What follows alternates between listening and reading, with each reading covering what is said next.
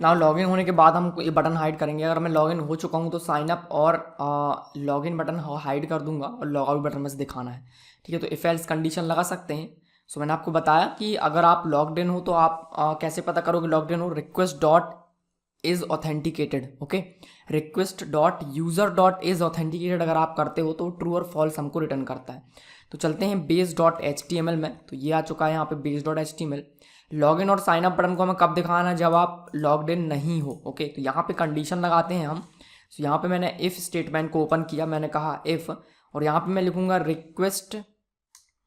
Request dot user dot is under score authenticated. Okay, authenticated user request dot user dot is authenticated.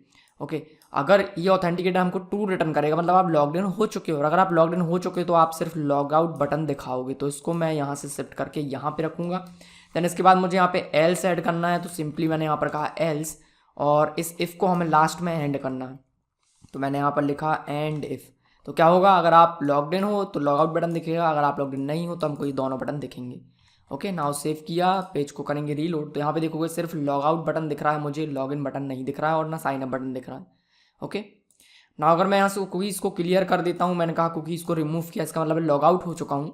ना reload किया तो आप देखेंगे log in और sign up button दिख रहा है, लॉग आउट बटन नहीं दिख रहा है।